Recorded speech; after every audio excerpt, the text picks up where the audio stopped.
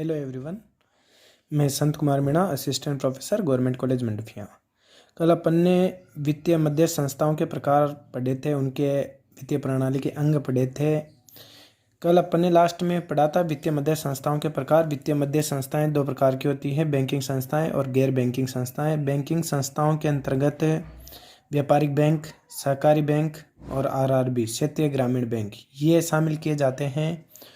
और non banking institutions के अंतर्गत एलआईसी, यूटीआई और विकास निगम और सरकार के विभिन्न कोष इनके अंतर्गत नॉन बैंकिंग इंस्टीट्यूशंस के अंतर्गत आते हैं। आज हम अध्ययन करते हैं बैंकिंग तथा गैर बैंकिंग संस्थाओं में अंतर क्या है, और इसके आगे पढ़ेंगे वित्तीय मध्यस्थ संस्थाओं के कार्य क्या हैं, इनके महत्व क्या है। पहले बात करते हैं बैंकिंग तथा गैर बैंकिंग संस्थाओं में अंतर की।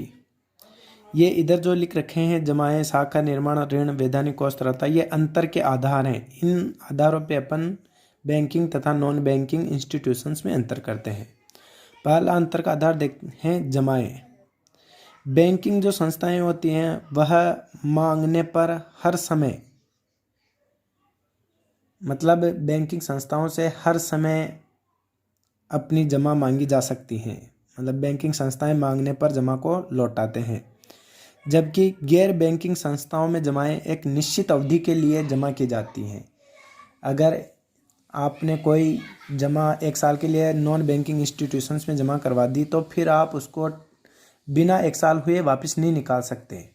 कहने का मतलब है कि बैंकिंग इंस्टीट्यूशंस में आप हर समय, आपकी जब डिमांड हो तब बैंकिंग इंस्टीट्यूशंस आपकी जमा को वापस कर देगा, लेकिन नॉन बैंकिंग इंस्टीट्यूशंस में एक निश्चित टाइम होता है, उसके पहले आप अपनी जमा को प्राप्त नहीं कर सकते। दूसरा अंतर है शाख का निर्माण। जितनी भी बैंकिंग संस्थाएं होती हैं ये शाख का निर्माण करती हैं। आरबीआई शाख का निर्माण नहीं करता। ये जो बैंकिंग संस्थाएं, व्यापारी बैंक, सहकारी बैंक, आरआरबी, ये शाख का निर्माण करते हैं प्रारंभिक जमाओं के आधार पर। जबकि नॉन बैंकिंग इंस्टीट्यूशंस के द्वारा जो गैर बैंकिंग संस्थाएं होती हैं वो शाख का निर्माण नहीं करती। तीसरा अंतर का आधार है ऋण। जो बैंकिंग संस्थाएं हैं वह मल्टीपर्पज, मल्टी ऑब्जेक्टिव हेतु ऋण उपलब्ध करवाती हैं, जबकि नॉन बैंकिंग संस्थाएं केवल विशिष्ट या विशेष उद्देश्य के लिए ही ऋण प्रदान करती हैं। वो केवल गिने चुने जो मेन ऑब्जेक्ट हैं उनके लिए ही ऋण प्रदान करती हैं। जबकि बैंकिंग इंस्टीट्यूशंस जो होते हैं यह बहुत सारे उद्देश्य इसमें शामिल हैं, उनके लिए या यूँ कह दें विभिन्न उद्देश्यों के लिए ऋण उपलब्ध करवाती हैं। वैधानिक कोष। जितनी भी बैंकिंग संस्थाएं हैं उनको आरबीआई की गाइडलाइंस के अनुसार वैधानिक कोष को बनाए रखना अनिवार्य होता है। उनको उतनी मात्रा में वैधानिक कोष की पूर्ति रखना आवश्यक होता है। जबकि नॉन बैंकिंग इंस्टीट्यूशंस को उन गाइडलाइंस को मानना कंपलसरी नहीं होता, अनिवार्यता नहीं होती। उनको जो गैर बैंकिंग संस्थाएं हैं इनको वैधानिक कोष रखने की अनिवार्यता नहीं है। ये उनकी इच्छा पे डिपेंड करता है कि वो चाहें तो वैधानिक कोष रखें और नहीं चाहे तो नहीं रखें, वो कंपलसरी नहीं है उनके लिए। लास्ट है तरलता। बैंकिंग संस्थाओं में तरलता अधिक पाई जाती है। तरलता से तात्पर्य उनके कोषों से, कोष अधिक पाए जाते हैं। और जो नॉन बैंकिंग इंस्टीट्यूशन से उनमें तरलता का अभाव पाया जाता है। तो ये मेजर पॉइंट्स हैं या मेजर बेस हैं, मेजर आधार हैं जिनके आधार पर अपन बैंकिंग संस्थाएं और गैर बैंकिंग संस्थाओं में अंतर कर सकते हैं। अब आगे बात करते हैं वित्तीय मध्यस्थ संस्थाओं के कार्य एवं महत्व। जितनी भी ये मध्यस्थ संस्थाएं, चाहे वो बैंकिंग हो या नॉन बैंकिंग हो, इनके कार्य क्या क्या हैं।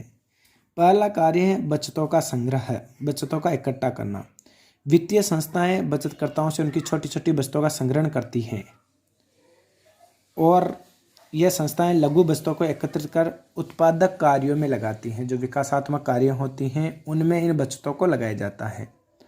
दूसरा है कंज्यूमर क्रेडिट, उपभोक्ता साख।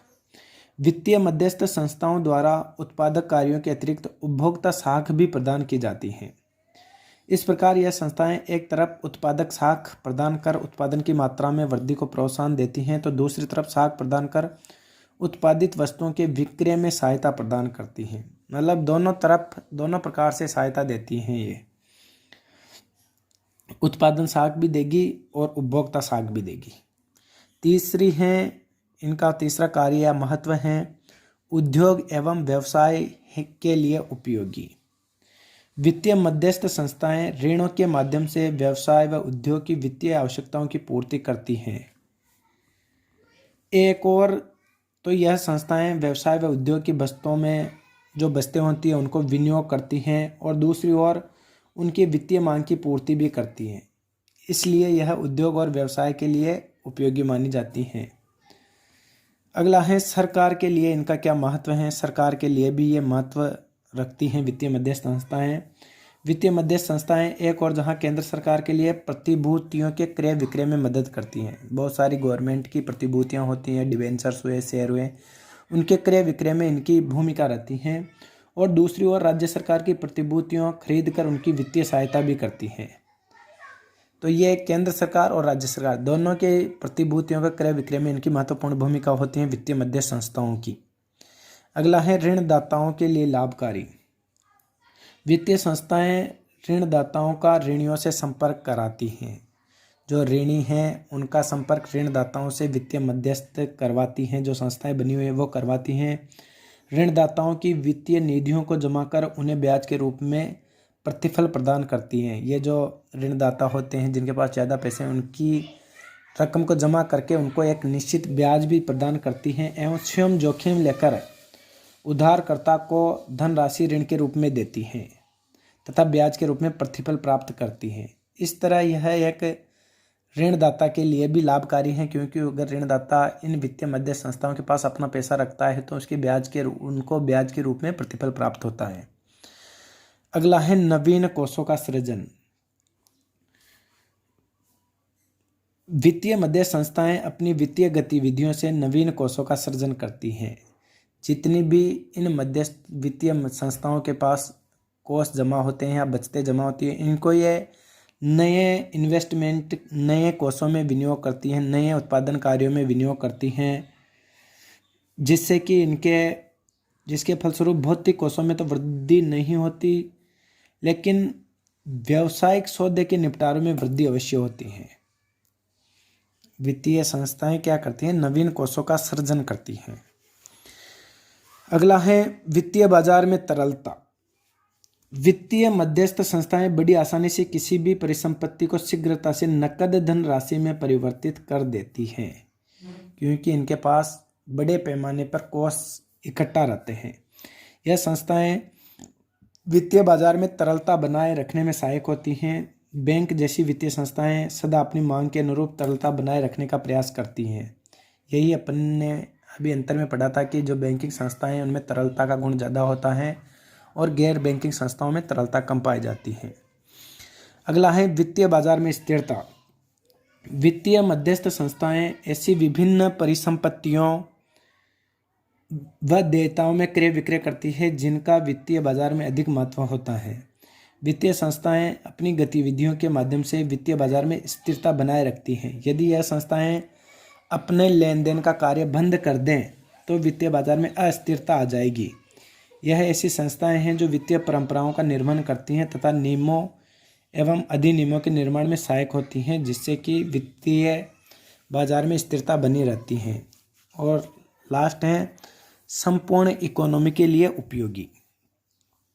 वित्तीय मध्यस्थ संस्थाएं बचतों को एकत्रित करके विकासात्मक कार्यों में लगाती हैं, जिससे वित्तीय जो बाजार हैं वो गतिमान होते हैं, उनको सुदृढ़ता, मजबूती प्रदान होती है तथा एक सुस्थिर संरचना भी वित्तीय संस्थाओं से ही प्राप्त होती है। तो अपन कह सकते हैं कि वित्तीय मध्यस्थ संस्थाएं देश के अर्थव्यवस्था के विकास में सहायक होती हैं।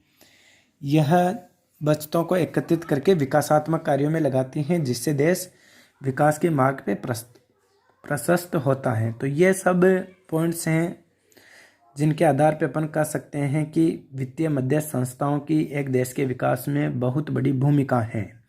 यहाँ से बड़ा क्वेश्चंस बन सकता है। धन्यवाद।